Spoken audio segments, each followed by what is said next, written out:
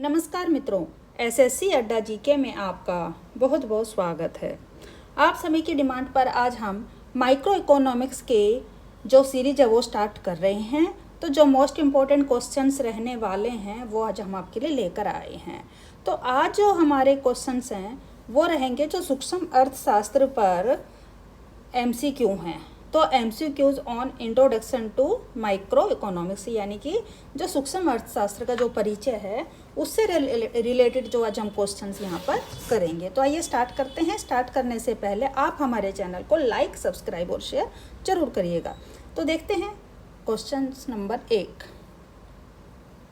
अर्थशास्त्र मानव कल्याण का विज्ञान किसने कहा है? तो जो अर्थशास्त्र है इसको मानव कल्याण का विज्ञान किसने कहा है? तो इसको कहा है ए मार्शल ने। अर्थशास्त्र के जनक कौन थे? तो अर्थशास्त्र के जनक यानी कि अर्थशास्त्र का जो जनक है, पिता है, वह कौन है? तो वह है एडम स्मिथ। अर्थशास्त्र चयन का तर्कशास्त्र कहाँ है? किसने कहा है? यानी कि जो अर्थशास्त्र है ये चयन तर्कशास्त्र यानी कि चुनाव का जो विज्ञान है यह कहाँ है और किसने कहा है? तो ये रॉबिन्स ने बोला है। अर्थशास्त्री धन का विज्ञान है, किसने कहा है? तो अर्थशास्त्र किसका धन का विज्ञान है, किसने कहा है? तो अर्थशास्त्र धन का विज्ञान है, यह एडम स्मिथ ने कहा है। आर्थिक और अध्ययन के संदर्भ में अर्थशास्त्र का दो शाखाओं में व्यष्टि और समष्टि में किसने विभाजित किया था? तो आपको पता होना चाहिए इकोनॉमिक्स है इसको दो पार्ट्स में बांटा गया है, एक है समष्टि और एक है व्यष्टि। तो किसने इसको दो भागों में विभाजित किया है अर्थशास्त्र को, इकोनॉमिक्स को, यानी कि रैगनर फ्रिश ने।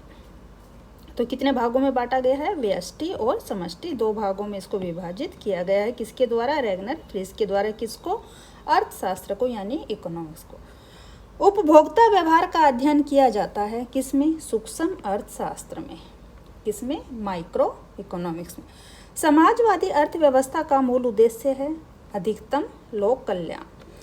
Question number 8। इस अर्थव्यवस्था में कीमत तंत्र के आधार पर निर्णय लिए जाते हैं। तो किस में? तो वो ले जाते हैं पूंजीवादी। किस आधार पर आर्थिक समस्याओं का ढांचा खड़ा है? तो यह है सीमित साधन और असीमित आवश्यकताएं। क्या? सीमित साधन और असीमित आवश्यकताएं। आर्थिक समस्या को बताने वाले वक्र का नाम क्या है? तो जो आर्थिक समस्याएं बताता है उस कर्व या उस वक्र का क्या नाम है? तो उसको उत्पादन संभावना वक्र कहा जाता है।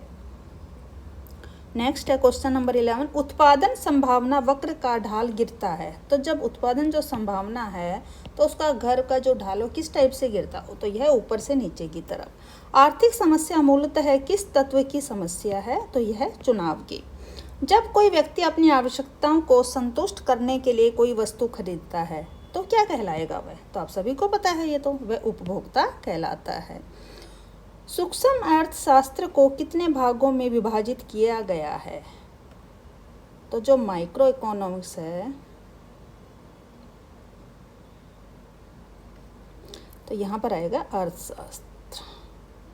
तो जो अर्थशास्त्र है, जो सूक्ष्म अर्थशास्त्र है, ये कितने भाग हैं इसके माइक्रो इकोनॉमिक्स के? तो ये हैं दो भाग हैं, समष्टि अर्थशास्त्र और व्यष्टि अर्थशास्त्र। तो इसको दो भागों में बांटा गया है माइक्रो इकोनॉमिक्स को। समष्टि अर्थशास्त्र की दृष्टि से अर्थव्यवस्था के चार प्रमुख क्षेत्र कौन से हैं? तो जो मैक्रो इकोनॉमिक है इसकी दृष्टि से जो अर्थव्यवस्था के चार प्रमुख क्षेत्र हैं फर्म, घरेलू क्षेत्रक, सरकारी क्षेत्रक और विदेशी क्षेत्रक। व्यष्टि तथा समष्टि शब्द का प्रयोग अर्थशास्त्र में सर्वप्रथम किसने किया था? तो ये किया था रैगनर फ्रिश ने। समष्टि अर्थशास्त्र के अभ्युदय का श्रेय किसे जाता है? तो यह जाता है केन्स को। The theory of employment, interest and money का प्रकाशन वर्ष है? The theory of employment, interest and money का प्रकाशन वर्ष क्या है? तो ये कब प्रकाशित हुआ था? तो ये हुआ था 1936 में। अंग्रेजी का शब्द मैक्रो ग्रीक भाषा के शब्द मैक्रोस से लिया गया है। इसका क्या मीनिंग्स रहता है? तो मैक्रो का क्या अर्थ है? तो इसका अर्थ होता है व्यापक, बहुत बड़ा। व्यापक का मतलब आपको पता है विस्तृत, बड़ा। समष्टि अर्थशास्त्र के अध्ययन का विषय क्या है? तो समष्टि अर्थशास्त्र जो है इसका अध्ययन है राष्ट्रीय आय का सिद्धांत। क्या? राष्ट्रीय आय का सिद्धांत। समष्टि अर्थशास्त्र अध्ययन है, तो समष्टि अर्थशास्त्र में जो अध्ययन है किस प्रकार का होता है? तो इसमें अर्थव्यवस्था में रोजगार के अवसर, रोजगार सिद्धांत का संबंध किससे है? तो इसका जो रोजगार सिद्धांत है किससे संबंधित होता है? यह समष्टि अर्थशास्त्र से। पूंजी के स्टॉक की वृद्धि कहलाती है क्या? पूंजी निर्माण। समष्टि अर्थशास्त्र किस पर आधारित है? तो जो समष्टि अर्थशास्त्र किस पर है? तो यह सामान्य संतुलन पर आधारित है। व्यष्टि अर्थशास्त्र का अर्थ है क्या? विशिष्ट आर्थिक इकाइयों का अध्ययन। व्यष्टि अर्थशास्त्र तथा समष्टि अर्थशास्त्र है तो ये एक दूसरे के पूरक हैं, यानी कि परस्पर पूरक, यानी कि दोनों एक दूसरे के पूरक हैं। किस अर्थव्यवस्था में सामाजिक हित एवं कल्याण को महत्व दिया जाता है? तो कौन सी अर्थव्यवस्था में? तो वह है समाजवादी अर्थव्यवस्था। सूक्ष्म अर्थशास्त्र का अध्ययन करता है क्या? विशिष्ट फर्मों का। क्या? सूक्ष्म जो अर्थशास्त्र है किसका अध्ययन करेगा ये? तो जो विशिष्ट फर्में रहती हैं उन सब का यह अध्ययन करता है। किस अर्थशास्त्री ने आर्थिक समस्याओं को 5 भागों में बांटा है? तो जो आर्थिक समस्याएं हैं उनको 5 भागों में किसने विभाजित किया? तो ये किया गया है F.H. नाइट के द्वारा। एक उत्पादन संभावना रेखा चुनाव की सूची को बताती है। यह कथन किसका है? तो ये किसने कहा है कि जो एक उत्पादन संभावना रेखा चुनाव की सूची को बताती है? तो ऐसा किसने कहा है? तो ये कहा है सैमुअलसन ने। टंकी में रखा पानी किसका उदाहरण है? तो स्टॉक का। तो पानी स्टॉक हो जाता है ना इकट्ठा, किसका कोई प्रमाप नहीं होता? स्टॉक। बचत डैश में प्रवाह होने वाला एक रिसाव है। तो बचत जो है मौद्रिक में प्रवाह होने वाला एक रिसाव है। 4 क्षेत्रीय मॉडल में क्या शामिल हैं? तो जो 4 क्षेत्रीय मॉडल रहता है उसके अंदर परिवार, फर्म, सरकार और विदेशी क्षेत्र 4 ये शामिल रहते हैं प्रमुख रूप से। प्राथमिक क्षेत्र में क्या सम्मिलित रहता है? तो प्राथमिक में आपको पता है जैसे कृषि है, खनन है, मत्स्य आदि, ये सब किस में आते हैं? प्राथमिक क्षेत्र के अंतर्गत आते हैं। सेकंड में यानी द्वितीयक में ये रहता है विनिर्माण, और तृतीयक में रहेगा आपका संचार के साधन। तो संचार। भारत में यह आर्थिक प्रणाली के किस प्रारूप को अपनाया गया है? तो भारत में जो आर्थिक प्रणाली किस टाइप की है? तो यह मिश्रित प्रणाली है, यहाँ पर सभी तरह की है। हस्तक्षेप की नीति संबंध है किससे? पूंजीवाद अर्थव्यवस्था से। समष्टि अर्थशास्त्र किन मुद्दों पर अध्ययन करता है? तो समष्टि अर्थशास्त्र संपूर्ण अर्थव्यवस्था के स्तर पर आर्थिक समस्याओं और आर्थिक मुद्दों का अध्ययन करता है। राष्ट्रीय आय का अध्ययन किसके अंतर्गत होगा? राष्ट्रीय आय का अध्ययन किसके अंतर्गत आता है? तो ये आता है समष्टि अर्थशास्त्र के। श्रमिकों का वेतन निर्धारण का अध्ययन किसके अंतर्गत है? तो यह होता है व्यष्टि अर्थशास्त्र।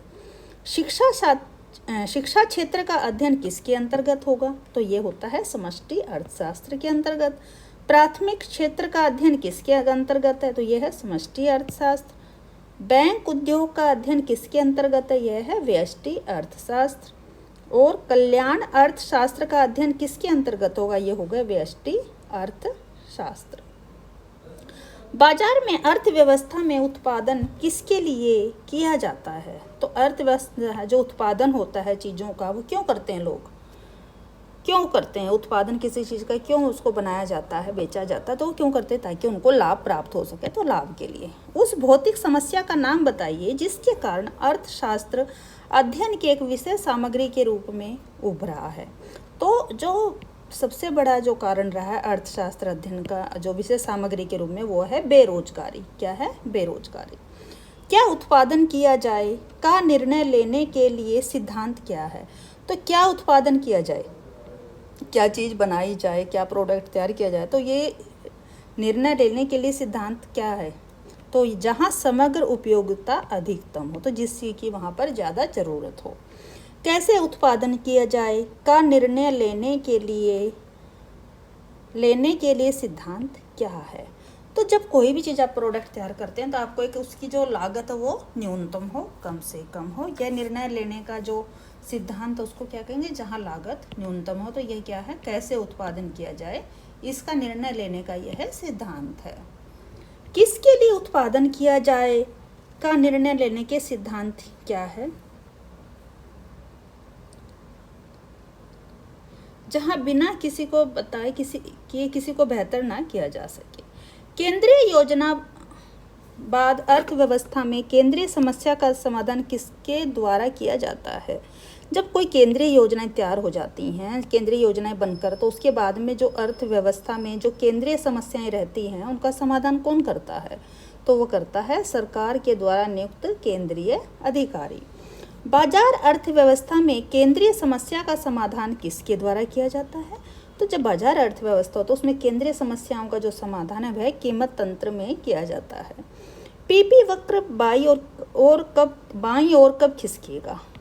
तो देखिए पीपी मतलब परसेंटेज पॉइंट, तो पीपी वक्र बाईं जो है वह बाईं ओर कब खिसकेगा? जब संसाधनों का विनाश हो। पीपी वक्र नतोदर क्यों होता है? तो बढ़ती हुई सीमांत अवसर लागत के कारण। एक अर्थव्यवस्था में शिक्षा का महत्व जानकर लोगों ने अपने बच्चों की शिक्षा पर बहुत ध्यान देना शुरू किया। तो देखिए जब अर्थव्यवस्था में जब लोगों को पता लगा कि महत्व क्या है तो लोगों ने क्या करा? तो लोगों ने अब क्या करा? आज ज़्यादा लोग, चाहे वह श्रमिक है, चाहे किसान है या कोई भी है, सब अपने बच्चों की क्या चाहते हैं? तो उन्होंने अपने बच्चों की शिक्षा पर जोर देना स्टार्ट कर दिया कि हम अपने बच्चों को ज़्यादा से ज़्यादा पढ़ाने पर लोग ध्यान दे रहे हैं, उनकी शिक्षा पर ध्यान दे। इससे उत्पादन संभावना वक्र पर क्या प्रभाव पड़ेगा? तो पीपी वक्र दाईं ओर खिसकेगा। संसाधनों के कारण पूर्ण रोजगार के बावजूद एक अर्थव्यवस्था पीपी वक्र से नीचे कार्यशील हो सकती है यदि, तो कैसे कार्यशील हो सकती है? तो वह हो सकती है संसाधनों का कुशल प्रयोग न हो रहा हो तब। तो ये थे आज के लिए कुछ महत्वपूर्ण प्रश्न। आपको सीरीज कैसी लगी? अगर अच्छी लगे तो कमेंट करके ज़रूर बताएं। नेक्स्ट पार्ट हम जल्द ही आपके लिए लेकर आएंगे।